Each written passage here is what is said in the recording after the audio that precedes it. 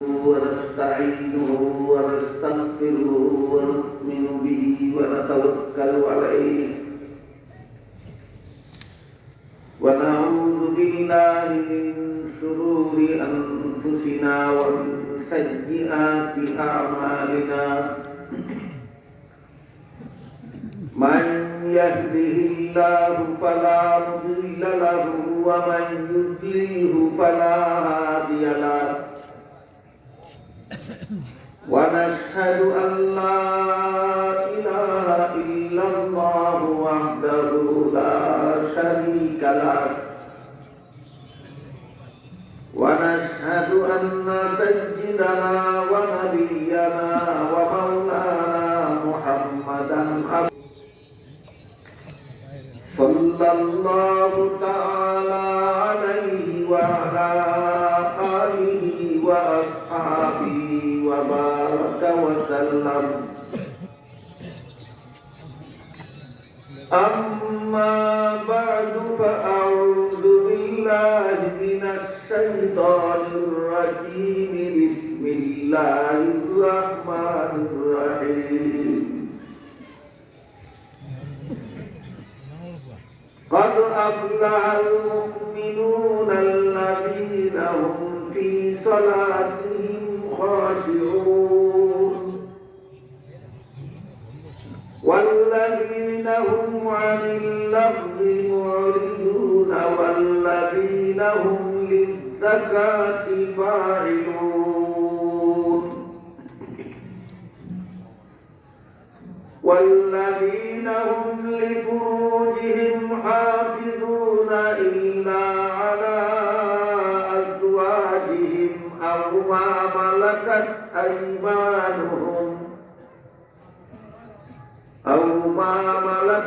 أيمانهم فإنهم غير ملومين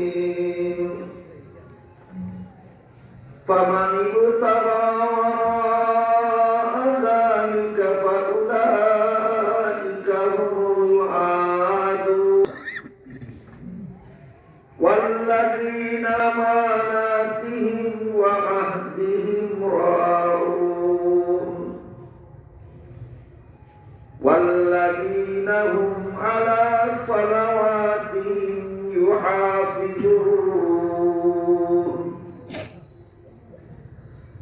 أولئك هم الوارثون الذين يرثون الفردوس هم فيها خالدون بارك الله لنا ولكم في القرآن العظيم ونفعنا وإياكم بالآيات والذكر الحكيم শ্রদ্ধেয় সভাপতি হযরত উলামায়ে কেরাম, সম্মানিত সুধী সমাজ, এলাকার সর্বস্তরের মুসলমান ভাইয়েরা আমার ও আমার পর্দানশীল মা ও বোনেরা,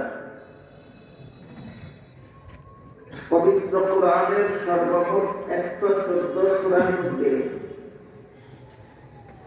এক সূরার নাম আছে সূরায়ে মুমিনুন। এই সূরায়ে মুমিনুনের প্রথম দিকের কয়েকটি আয়াত আমি আপনাদের সামনে তিলাওয়াত করি।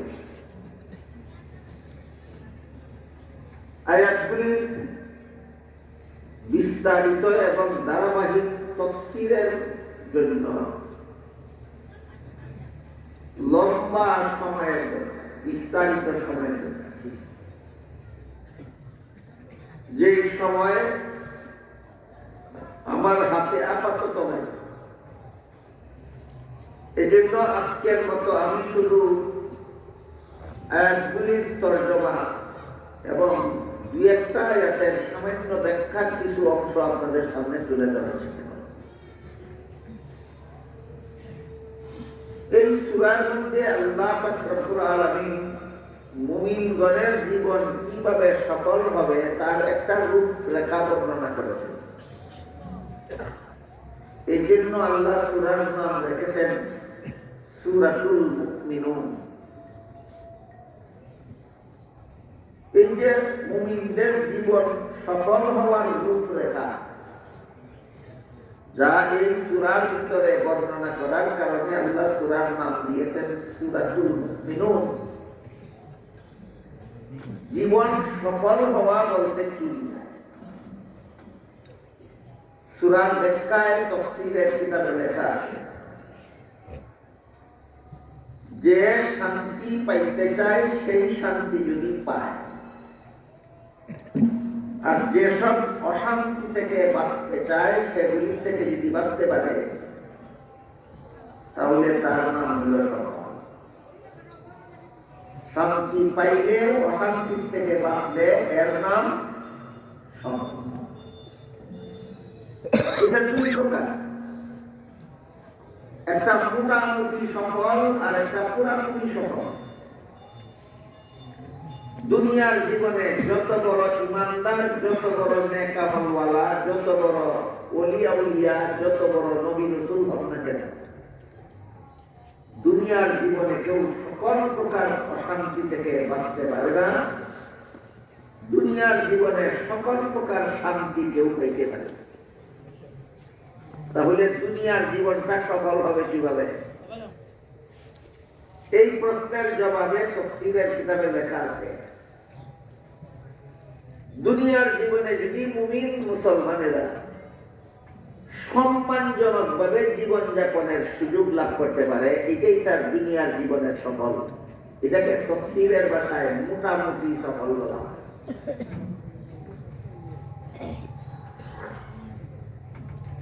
আবার কষ্ট জায়গায় সম্মানজনক জীবনযাপন আর অপমানজনক জীবনযাপন বলতে কি বোঝায়? মুমিন মুসলমানদেরকে যদি জীবন যাপনের জন্য বেঈমানদের কাছে নতি স্বীকার করতে হয়, তাহলে এটা মুমিনদের জন্য দুনিয়াতে সম্মানজনক জীবন। আর মুমিনরা যদি দুনিয়াতে জীবন যাপনের জন্য বেঈমানদের কাছে নতি স্বীকার করতে হয়, এটা মুমিনদের জন্য দুনিয়াতে অপমানজনক জীবন। যেসব মুমিনরা দুনিয়াতে বেঈমানদের কাছে নতি স্বীকার করে জীবন যাপন করতে হয়, এদের দুনিয়ার জীবনটাই বিফল। এই কথাটা শুনলে বর্তমান দুনিয়ার মুসলমানেরা দুনিয়ার জীবনে কতটুকু সফল বা বিফল তা বোঝা সহজ হয় না। যদি মনে করেন আমরা যে, আপনারা যদি মনে করেন যে তাইলে তো আমরা বর্তমান দুনিয়াতে যারা মুমিন মুসলমান আছি, আমাদের দুনিয়ার জীবনটা সফল নয়, বিফল। প্রশ্ন আসবে কেন? কেন আমরা দুনিয়াতে এই বিফল জীবন যাপন করতেছি? কেন আমরা দুনিয়াতে অপমানজনক জীবন যাপন করতেছি? তার একমাত্র কারণ, সূরার শুরুতে আল্লাহ সফল জীবনের 6টা কর্মসূচি দিয়েছে। এই 6 কর্মসূচি অত্যন্ত অবহেলা এবং অবজ্ঞার মাধ্যমে সফল জীবন লাভ করার আল্লাহ প্রদত্ত 6 কর্মসূচি বর্জন করার কারণে এর অভিশাপ হিসাবে বর্তমান দুনিয়ার মুসলমানেরা অপমানজনক জীবন যাপন করতেছে, বিফল জীবন যাপন করতেছে। এই জন্য সফল জীবন যাপনের 6টা কর্মসূচির তালিকাটা অন্তত শোনা দরকার, বোঝা দরকার। বিস্তারিত ব্যাখ্যার সময় সুযোগ না থাকে। এই হলো মোটামুটি সফল জীবনের ব্যাখ্যা। আর একটা হলো পুরাপুরি সফল জীবন। পুরাপুরি সফল জীবনের বিবরণ এই তিলাওয়াতকৃত আয়াতগুলির শেষের দিকে আল্লাহ উল্লেখ করেছেন। সেটা হলো জান্নাতি জীবন। পরকালে যে সমস্ত লোকেরা জান্নাতে যাবে, এরা যত রকমের সুখ শান্তি চায় সবগুলি পাবে। যত রকমের দুঃখ দুর্দশা অশান্তি আছে সবগুলি থেকেই বাঁচতে পারবে। সুতরাং জান্নাতি জীবনটা হলো মোটামুটি সফল জীবন না পুরাপুরি সফল জীবন? পুরাপুরি। পরকালে যারা জান্নাতি হবে তারা পুরোপুরি সফল জীবন লাভ করবে। আর দুনিয়াতে যারা সম্মানজনক ভাবে জীবন যাপন করার সুযোগ পাবে এদের মোটামুটি সফল জীবন হবে। কিন্তু মোটামুটি সফল জীবনের যে ব্যাখ্যা আমরা জানতে পাই তফসিরের কিতাব থেকে, এর দ্বারা দেখা যায়, বোঝা যায় যে বর্তমান দুনিয়ার মুসলমানেরা সম্মানজনক জীবন যাপনের সুযোগ থেকে বঞ্চিত। সুতরাং বর্তমান দুনিয়ার মুসলমানেরা দুনিয়ার জীবনে মোটামুটিও সফল নয়। কেন সফল নয়? সফলতা লাভ করার জন্য, পাওয়ার জন্য আল্লাহ 6টা কর্মসূচি দিয়েছেন।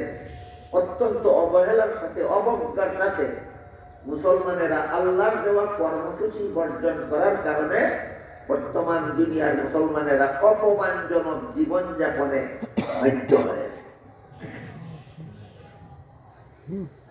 বুঝে থাকে বলুন তো, অকারণেই আমরা দুনিয়াতে আমাদের জীবনটা বিফল হওয়ার পথে চলেছে, না আমাদের অবজ্ঞা আর অবহেলার কারণে?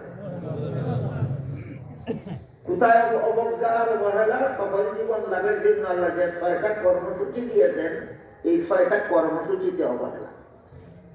আল্লাহ 6টা কাজ দিয়েছেন, এই 6 কাজ করো, দুনিয়াতেও সফল জীবন লাভ করো, আখিরাতেও সফল জীবন। এই 6 কাজের প্রথম কাজ হলো, আল্লাহ বলেন, قد أفلح المؤمنون الذين هم في صلاتهم خاشعون।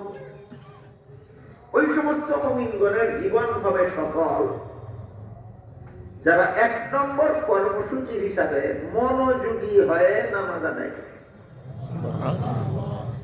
6 কর্মসূচির 1 নম্বর কর্মসূচি কিভাবে নামাজ আদায় করবে? মনোযোগী হয়ে। বর্তমান দুনিয়ার বেশিরভাগ মুসলমানেরা নামাজই পড়ে না, কিসের মনোযোগী আর অমনোযোগী? আপনারা কি জানেন? বেশিরভাগ মুসলমান নামাজ পড়ে না।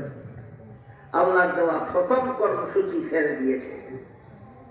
এমন মুসলমানের জন্য দুনিয়াতে সম্মানজনক জীবন নাই, অপমানজনক। বাদ বাকি আমরা যে কিছু সংখ্যক মুসলমানে নামাজ পড়ি, আমাদের মধ্যে আবার অতি অল্প সংখ্যক, আঙ্গুলে গোনার মতো কয়েকজনেই মনোযোগী হয়ে নামাজ পড়ি, আর বাকি সবাই অমনোযোগী। নামাজে অমনোযোগী হয়ে নামাজ পড়া, এটা বিফল জীবন লাভের একটা কাজ। আল্লাহ কি বলেছেন? অমনোযোগী হয়ে নামাজ পড়া সফল জীবন লাভের কর্মসূচি, না মনোযোগী হয়ে? মনোযোগিতার ব্যাখ্যা অনেক গুরুত্বপূর্ণ এবং অনেক লম্বা। সেটা বলতে গেলে আমি আর বাকি 5টা বলতে পারবো না। এই জন্য আজকের মতো এইটুকুই থাকুক প্রথম কর্মসূচি নামাজের ব্যাপারে, যে অমনোযোগী নামাজকে আল্লাহ সফল জীবনের কর্মসূচি বলেননি, মনোযোগী নামাজকে আল্লাহ বলেছেন সফল জীবনের 1 নম্বর কর্মসূচি। 2 নম্বর কর্মসূচির বিবরণ দিয়ে আল্লাহ বলেন, ওয়াল্লাযীনা হুম আনিল লাগwi মুরিদুন।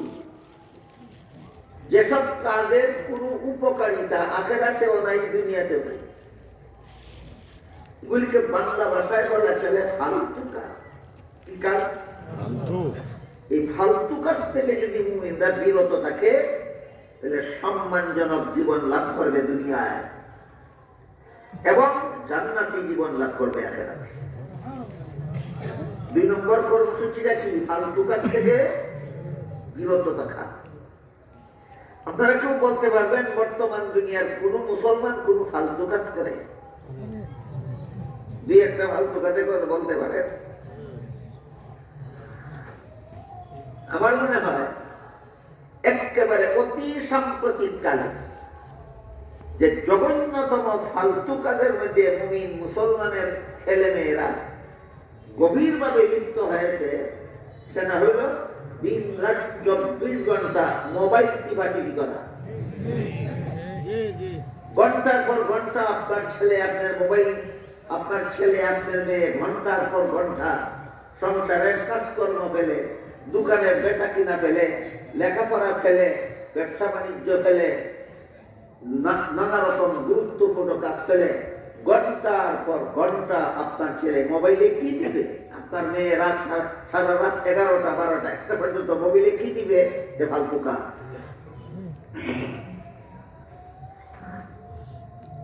এই মোবাইল মা বাবাই ছেলে মেয়েকে কিনে দেয়। মা বাবার চোখের সামনে ঘরে বসে গভীর রাত পর্যন্ত ছেলে মেয়ে মোবাইল টিপে মা বাবা বারণা করে না। এর মানে হলো ছেলে মেয়ে ফালতু কাজ মা বাবাই করায়। ফালতু কাজে সন্তানে ফালতু কাজ করে আর মা বাবা সুযোগ দেয়। অনেকগুলি ফালতু কাজে বর্তমান দুনিয়ার মুসলমান লিপ্ত আছে। এর মধ্যে একটা ফালতু কাজের কথা বললাম, বুঝে থাকলে বলুন আমরা যে ফালতু কাজে লিপ্ত হয়েছি এটা কি সম্মানজনক জীবনযাপনের কর্মসূচি না অপমানজনক জীবনযাপনের কর্মসূচি? 2 নম্বর। 3 নম্বর কর্মসূচির বিবরণ দিয়ে আল্লাহ বলেন, ওয়াল্লাযীনা হুম লিয-যাকাতি ফাইলুন, যারা নিজের আত্মাটাকে পবিত্র করে নেবে। এই কথাটার এই অনুবাদের দ্বারা মর্ম বুঝে আসবে। আত্মা পবিত্র করে নেওয়া হলো কিয়ায়ে নফস, যেটাকে কোরআনের ভাষায় বলে, বাংলায় যদি আত্মা পবিত্র করা, এই তর্জমার দ্বারা বুঝে আসবে। সামান্য একটু ব্যাখ্যা ছাড়া এই কথাটার মর্ম মুঠেও বুঝে নেবে। মানুষের মনের মধ্যে কতগুলি কুস্বভাব অটোমেটিকলি জন্ম হয়। কৃষকের ক্ষেত্রে চাষাবাদ না করলে যেভাবে আগাছা ফলাতে হয় না, এমনি জন্ম হয়। ঠিক তেমনি ভাবে যারা মনকে পবিত্র না রাখে এদের মনের মধ্যে কতগুলি কুস্বভাবের আগাছা এমনি জন্ম হয়। এই সমস্ত কুস্বভাব সর্বমোট 10টা। মনের মধ্যে যতগুলি কুস্বভাব অটোমেটিকলি জন্ম হয়, এই কুস্বভাব সর্বমোট কতটা? 10টা কুস্বভাব থেকে মনকে পবিত্র করার নাম আত্মা পবিত্র কর। এই 10টা কুস্বভাব, এর মধ্যে একটা কুস্বভাবের নাম হুব্বে দুনিয়া। এক একটা কুস্বভাবের তাড়নায় মানুষ দৈনন্দিন শত শত হাজার হাজার গুনায় লিপ্ত থাকে, গুনার থেকে ফিরে আসতে পারে না, গুনার সাগরে হাবুডুবু খেতে খেতে মরে। বলেন তো, একটা কুস্বভাবের তাড়নায় যদি অসংখ্য গুনায় লিপ্ত থাকে দিন রাত 24 ঘন্টা, তাহলে এরকম 10টা কুস্বভাবে যার অন্তর আক্রান্ত, সে সারা জীবন ভর কত লক্ষ কোটি গুনার সাগরে হাবুডুবু করতে করতে পারে। এইভাবে মনকে কুস্বভাবে আক্রান্ত করে রাখা যে অপমানজনক জীবনযাপনের ব্যবস্থা, সবগুলি কুস্বভাব থেকে মনকে পবিত্র করা, এটা হলো সম্মানজনক জীবনযাপনের ব্যবস্থা। 10টা কুস্বভাবের মধ্যে একটা কুস্বভাবের নাম হুব্বে দুনিয়া। হুব্বে দুনিয়া কথার অর্থ হইল দুনিয়াকে অন্যায়ভাবে উপভোগ করার লালসা। দুনিয়াকে অন্যায়ভাবে উপভোগ করার লালসা। আপনারা কি মনে করেন আপনারা যে সমাজে বাস করেন, এই সমাজের কোন মুসলমান দুনিয়াকে অন্যায়ভাবে উপভোগ করে না? খুব কম না অনেক বেশি? উপভোগ করার চেষ্টাতে দিন রাত 24 ঘন্টা সময় কাটায়। এটা এমন একটা কুস্বভাব, যে কুস্বভাবের কারণে অসংখ্য অগণিত গুনায় লিপ্ত থাকে জীবনভর, এবং দুনিয়াতে এই কুস্বভাবের কারণে সম্মানজনক জীবনযাপন তার ভাগ্যে জুটে না। গেল 3 নম্বর কর্মসূচি। সফল জীবন লাভের 1 নম্বর কর্মসূচি নামাজে মনোযোগী হওয়া। 2 নম্বর কর্মসূচি অর্থহীন কাজ, ফালতু কাজ ছেড়ে দেওয়া। 3 নম্বর কর্মসূচি মনকে কুস্বভাব থেকে পবিত্র করা। মনে রাখতে পারবেন? 3 নম্বর কর্মসূচি মনকে কুস্বভাব থেকে পবিত্র করা। 4 নম্বর কাজ আল্লাহ বলেন, ওয়াল্লাযীনা হুম লিফুরুজিহিম হাফিজুনা ইল্লা আলা আজওয়াজিহিম أو ما ملكت أيمانهم فإنهم غير ملومين 4 নম্বর কর্মসূচি হল পুরুষের চরিত্র আর মহিলাদের সতীত্ব হেফাজত করা। পুরুষের চরিত্র হেফাজত করা, মহিলাদের সতীত্ব হেফাজত করা, এটা হলো সফল জীবন লাভের কত নম্বর কর্মসূচি? 4 নম্বর। এই পুরুষের চরিত্র আর মহিলাদের সতীত্ব হেফাজত করা বললেই করা যায় না। যার যেভাবে ইচ্ছা সেভাবে চেষ্টা করলেই করা যাবে না। পুরুষের চরিত্র এবং মহিলাদের সতীত্ব হেফাজত করার জন্য যে ব্যবস্থা আল্লাহ কোরআনে করে দিয়েছেন, সেই ব্যবস্থা যতক্ষণ পর্যন্ত নারী পুরুষ গ্রহণ করবে না, ততক্ষণ পর্যন্ত পুরো প্রচেষ্টার দ্বারা না পুরুষের চরিত্র রক্ষা হবে, না মহিলাদের সতীত্ব রক্ষা হবে। আল্লাহ কি ব্যবস্থা বলে দিচ্ছেন? পুরুষের চরিত্র রক্ষা এবং মহিলাদের সতীত্ব রক্ষার কি ব্যবস্থা আল্লাহ বলে দিচ্ছেন? আল্লাহ বলেন, قُلْ لِلْمُؤْمِنِينَ يَغُضُّوا مِنْ أَبْصَارِهِمْ وَيَحْفَظُوا فُرُوجَهُمْ। হে রাসূল করিম সাল্লাল্লাহু আলাইহি ওয়াসাল্লাম, মুসলমান পুরুষদেরকে বলে দিন, তারা যেন বেপরদা অবস্থায় মহিলাদেরকে না দেখে, তবেই তাদের চরিত্র রক্ষা হবে। পুরুষ যদি বেপরদা মহিলাকে ইচ্ছাকৃতভাবে দেখে, কিছুতেই তার চরিত্র আর রক্ষা হবে না।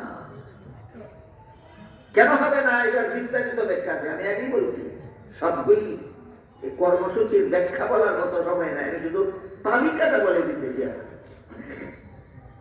যে সমাজের পুরুষ বেপরদা মহিলাদেরকে ইচ্ছাকৃত ভাবে দেখে, এদের চরিত্র কেউ রক্ষা করতে পারে না। আপনারা কি মনে করেন আমাদের সমাজের কোন মুসলমান পুরুষ ইচ্ছাকৃত ভাবে কোন বেপরদা মহিলাকে দেখে কিনা? দেখে। এদের চরিত্র সংরক্ষিত আছে না নষ্ট হয়ে গেছে? কেন? আল্লাহ যে ব্যবস্থা বলেছেন সেই ব্যবস্থা তুমি লঙ্ঘন করেছ, তোমার কোন অবস্থাতেই তোমার চরিত্র আর রক্ষা হবে না। যেন মহিলাদের চরিত্র রক্ষার ব্যবস্থা আল্লাহ কি বলে দিলেন? এই পুরুষের চরিত্র রক্ষার যে ব্যবস্থাটা আল্লাহ বলেছেন সেটা হলো বেপরদা মহিলাকে দেখতে পারবে না, চরিত্র রক্ষা করতে।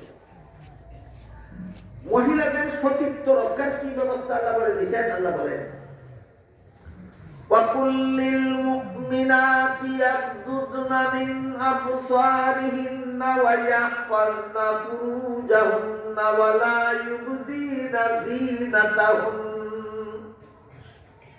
হে রাসূল করিম সাল্লাল্লাহু আলাইহি ওয়াসাল্লাম, মুসলমান মহিলাদেরকে বলে দিন, তারা যেন তাদের শরীরটা ভিন্ন পুরুষকে দেখতে না দেয়।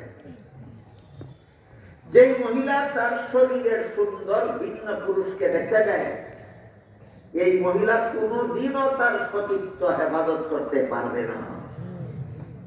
যে পুরুষে ভিন্ন মহিলা দেখে আর যেই মহিলা বেপরদা অবস্থায় চলে, এই পুরুষ এই নারীর সমাজে না পুরুষের চরিত্র রক্ষা হবে, না নারীর সতীত্ব রক্ষা হবে। এই জন্য হাদিস শরীফে রাসূল করিম সাল্লাল্লাহু আলাইহি ওয়াসাল্লাম বলেন,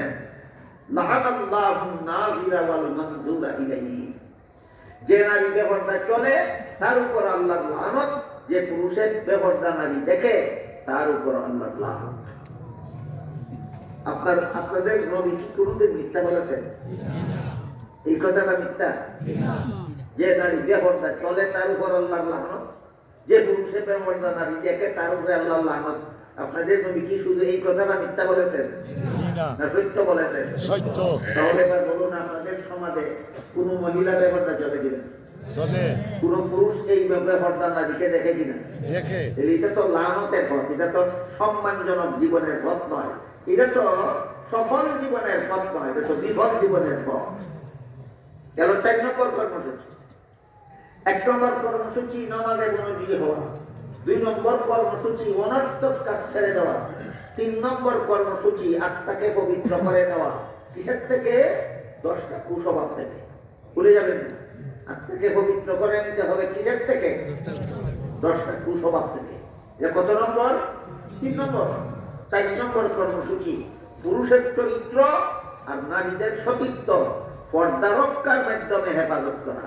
পর্দা পালনের মাধ্যমে পুরুষ তার চরিত্র রক্ষা করবে, পর্দা পালনের মাধ্যমে মহিলা তার সতীত্ব রক্ষা করবে। এটা হলো সফল জীবন লাভ করার, সম্মানজনক জীবন লাভ করার 4 নম্বর কর্মসূচি। 5 নম্বরে আল্লাহ বলেন ওয়াল্লাযীনা হুম লিআমানাতিহিম ওয়া আহদিহিম রাউন। 5 নম্বর কর্মসূচি হলো যারা আমানত রক্ষা করবে, ওয়াদা পুরা করবে। আমাদের বেশিরভাগ মুসলমানের খবরই নাই যে আমার কাছে কার কি আমানত আছে। অনেকে বলে থাকে আমার কাছে কার কোনো আমানত নাই, অনেকে বলে থাকে আমার কাছে কার কোনো আমানত নাই। অথচ আয়াতের ব্যাখ্যায় মুফাসসিরিন কেরাম তাফসীরের কিতাবে লিখেছেন, তুমি যদি সন্তানাদির মাতা পিতা হয়ে থাকো তাহলে সন্তানগণ তোমার কাছে আল্লাহর দেওয়া আমানত। তুমি যদি কোনো ছাত্র ছাত্রীর শিক্ষক হয়ে থাকো, এই ছাত্র ছাত্রী তোমার হাতে আল্লাহর দেওয়া আমানত। তুমি যদি কোনো মুরিদের পীর হয়ে থাকো, তোমার হাতে তোমার মুরিদান আল্লাহর দেওয়া আমানত। তুমি যদি গৃহের কর্তা হয়ে থাকো, পরিবারের সদস্যরা তোমার কাছে আল্লাহর দেওয়া আমানত। তুমি যদি সমাজের নেতা হয়ে থাকো, সমাজের সমস্ত লোক তোমার কাছে আল্লাহর দেওয়া আমানত। তুমি যদি রাষ্ট্রপ্রধান হয়ে থাকো, রাষ্ট্রের সমস্ত জনগণ তোমার কাছে আল্লাহর দেওয়া আমানত। এই মর্মে হাদিস শরীফে আল্লাহ রাসূল বলেন, আলা কুল্লুকুম রাঈন ওয়া কুল্লুকুম মাসউলুন আন রাইয়াতিহি। ভালো রকম স্মরণ রেখো, তোমাদের সকলেই দায়িত্বশীল।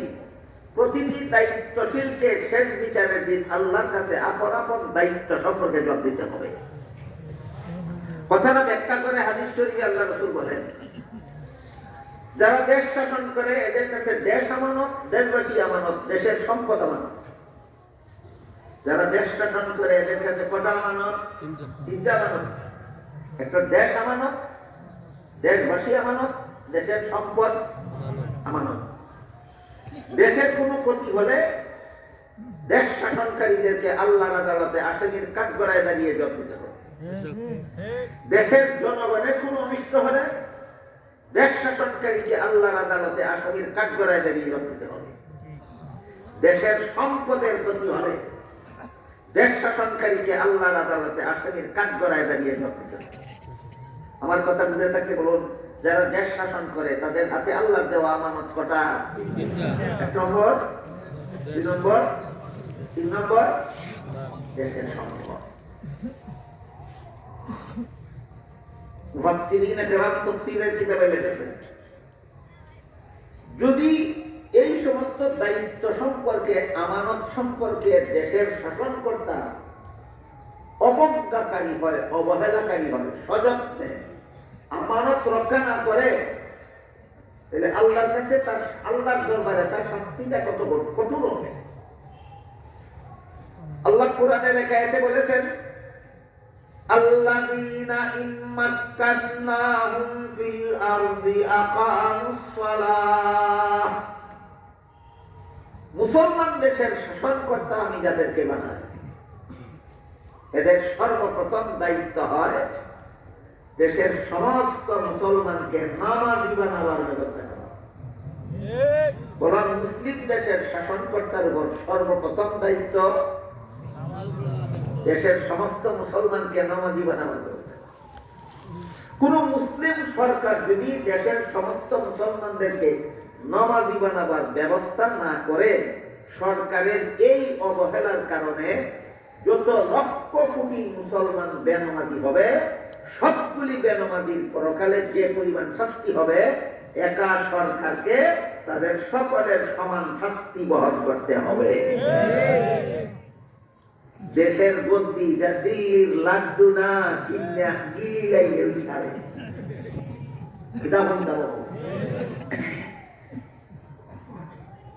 না খবর আছে, খবর আছে।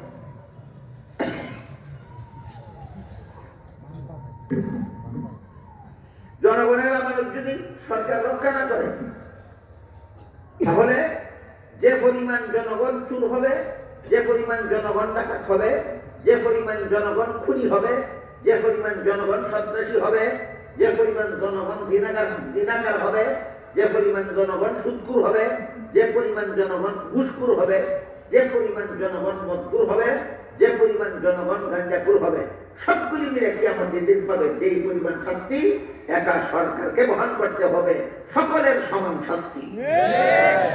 কেন? এরা তোমার হাতে আমানত ছিল। দেশের জনগণ কার হাতে আমানত? সরকারের হাতে আমানত। তোমার আমানত তুমি রক্ষা করছো না। সবগুলি জনগণে যে পরিমাণ শাস্তি পাবে, তুমি সরকারকে হাসরের মাঠে একা সেই পরিমাণ শাস্তি করতে হবে।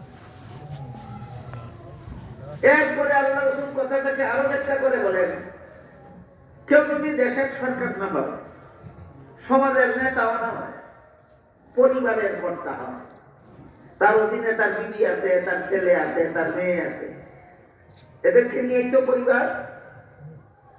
আল্লাহ রাসূল বলেন, এই পরিবারের সদস্যরা তোমার হাতে আমানত। তোমার বিবি বেনামাজি হইলে তোমাকে হাসরের মাঠে শাস্তি ভোগ করতে হবে। তোমার ছেলে বেনামাজি হইলে হাসরের মাঠে তোমাকে শাস্তি ভোগ করতে হবে। তোমার মেয়ে বেনামাজি হইলে হাসরের মাঠে তোমার শাস্তি ভোগ করতে হবে। তোমার ছেলে মেয়ে নাতি নাতল কেউ অসভ্য অশ্লীল, কেউ অন্যায় অপকর্ম করলে এদের সমপরিমাণ শাস্তি কাল হাসরের মাঠে তোমাকে করতে হবে। তাহলে মুফাসসিরিনে কেরাম তাফসীরে কিতাবে এই যে লিখেছেন,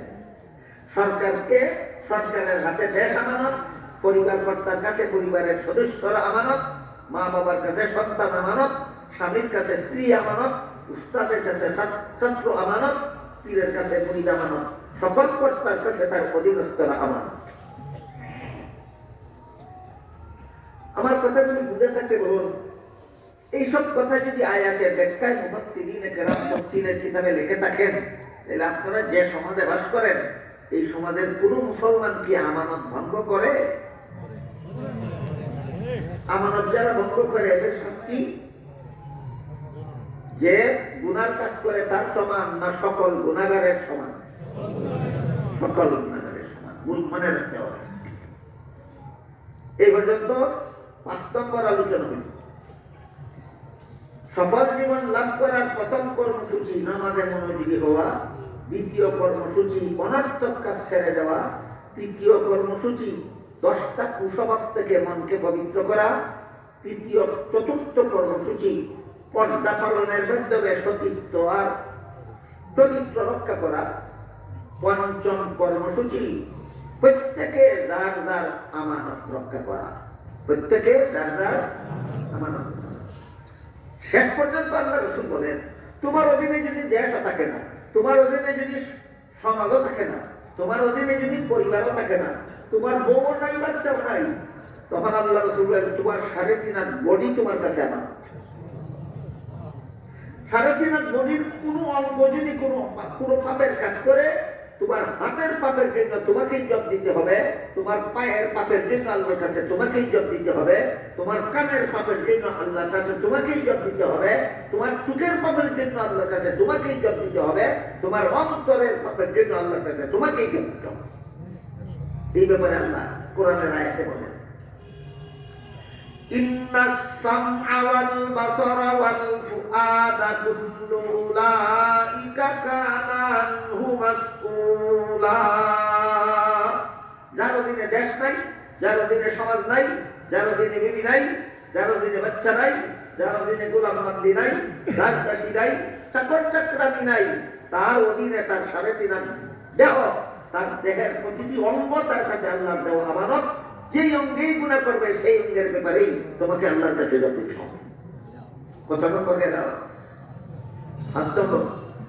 6 নম্বরে আল্লাহ বলেন, ওয়াল্লাযীনা হুম আলা সালাওয়াতিহিম ইউহাফিজুন।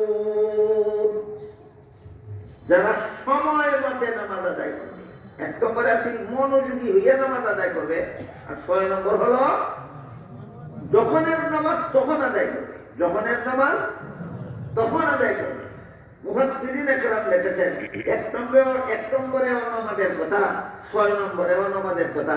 নামাজের কথা আগে পিছে বললেন কেন? একত্রে বললেও হইতো, না বলার কারণ নামাজের কথা শুরুতে আর শেষে বলে আল্লাহ ইঙ্গিত করেছেন যার জীবনের নামাজ ঠিক তার জীবনের সব ঠিক, যার জীবনের নামাজে গন্ডগোল তার জীবনের সবকিছুতে গন্ডগোল। এই কথাটা বোঝাবার জন্য আল্লাহ বলেন 1 নম্বর কর্মসূচি ও নামাজ, 6 নম্বর কর্মসূচি ও নামাজ। এবার বলুন সফল জীবন লাভ করার কটা কর্মসূচি আল্লাহ দিয়েছেন? 6টা। 1 নম্বরে নামাজে মনোযোগী হওয়া, 2 নম্বরে অনর্থক কাজ ছেড়ে দেওয়া, 3 নম্বরে আত্মাকে 10টা কুসভাব থেকে পবিত্র রাখা, 4 নম্বরে পর্দা পালনের মাধ্যমে চরিত্র এবং সতীত্ব হেফাজত করা, 5 নম্বরে এই সমস্ত আমানত রক্ষা করা, 6 নম্বরে যথাসময়ে নামাজ পড়া।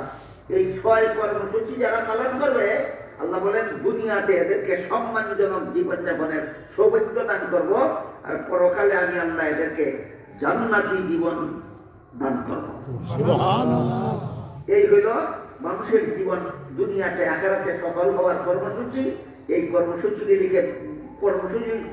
কর্মসূচিকে বর্তমান দুনিয়ার মুসলমান চরম অবজ্ঞার সাথে লঙ্ঘন করে চলেছে।